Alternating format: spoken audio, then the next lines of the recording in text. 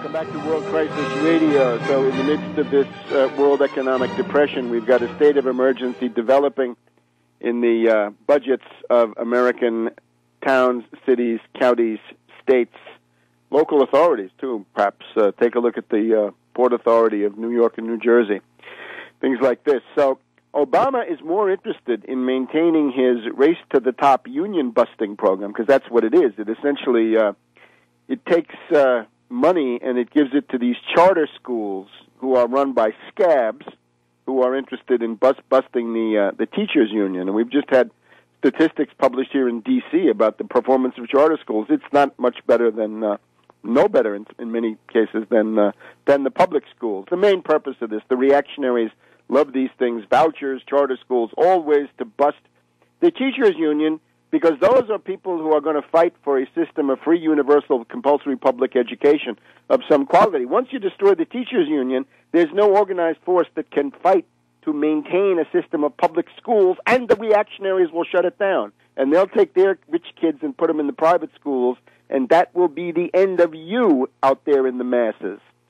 So if that's the country you want, that's not the America I knew. Now, the reactionaries, in the face of this national emergency, we see Obama, right? He says no more bailouts, and he means states and cities. So he is a complete subversive. What do the reactionaries propose? Let's see what the opposition says. Well, there are these Bush tax cuts for the rich, trickle-down economics, $678 billion.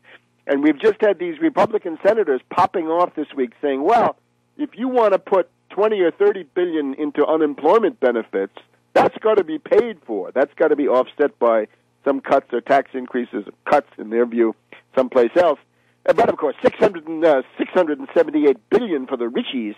That doesn't have to be paid for. That's a stimulus in itself. That's a great thing. So the idea, of course, of this is always, if the rich get this money, they'll invest it, and that will create jobs. Wrong. What the rich have done, historically now, over the last 10 years, they give the money to Goldman Sachs or the Blackstone Group or some other hedge fund. They put their money in a hedge fund, and they buy derivatives. And how many jobs are created? None.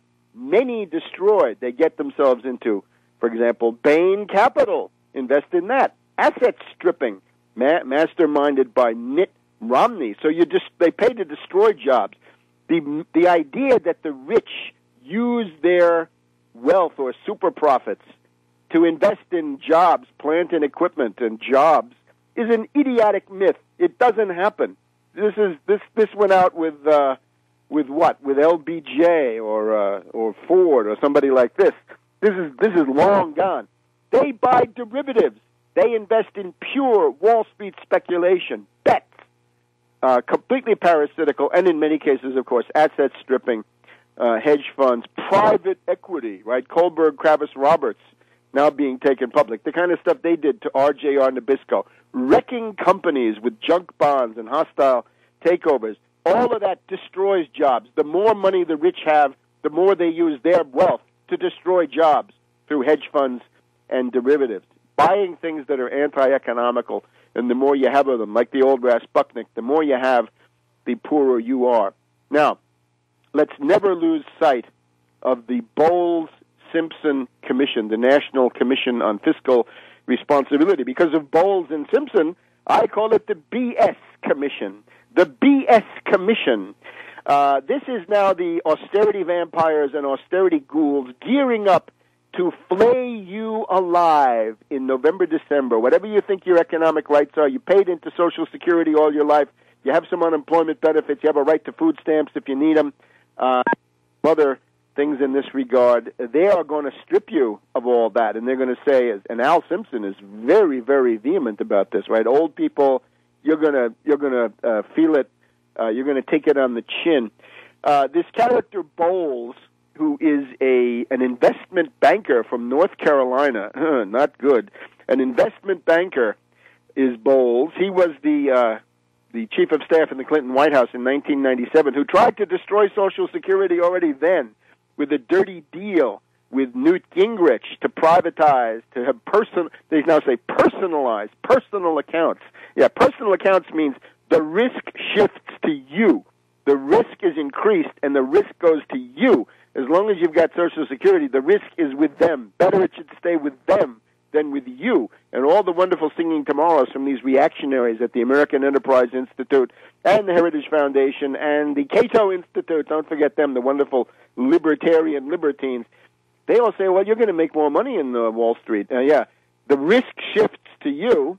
Plus, if we look at the last 10 years, Wall Street has gone nowhere. You're better off with Treasury bonds than with Wall Street. It was about 10,000, 11,000 10 years ago. It went up, it went down, mainly down, and now it's about the same. So you do a constant dollar Dow, right, for inflation, and you'll see that you are below the level of 10 years ago. And, of course, all those fees for the brokers and the commissions will all be taken out of your hide. So that's the reactionary Republican snake oil. But now, Fred Barnes, leading reactionary over at the neocon house organ, the Weekly Standard, has an editorial in the Wall Street Journal saying this is a wonderful opportunity. The BS Commission, the Bowles-Simpson Commission, is a great opportunity for Obama to do something historic. Yeah, just like Clinton was trying to destroy Social Security in 1997, and we've still got the same guy. Bowles is now coming back for his second attempt to flay you alive.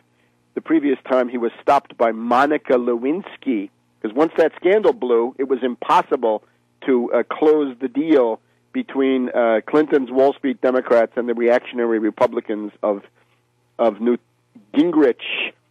So Erskine Bowles still there.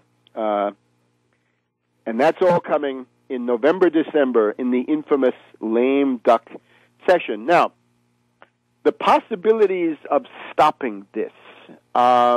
We do need first of all, we want those jobless benefits passed. We want the relief for the 1.3 million unemployed between 52 and 99 weeks, and we want increased benefits for those beyond 99 weeks. They're about 4 to 5 million. So you're talking about 5 to 6 million American families. You want to have 2 or 3 million more foreclosures? Great.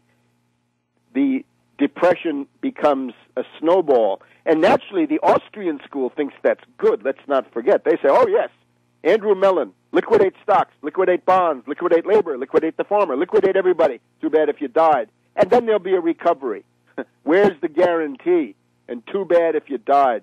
That's the reactionary song, because what the reactionaries want is they want you, poor, desperate, and they can buy you for coolie wages. And take your house for a pittance.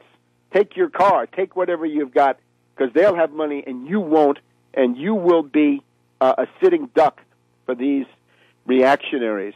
Obama has gotten lewd in the White House. This is, of course, Jack Lew, L-E-W. He's gotten lewd in the White House. He's got the new head of the Office of Management and Budget, replacing the austerity ghoul Peter Orszag.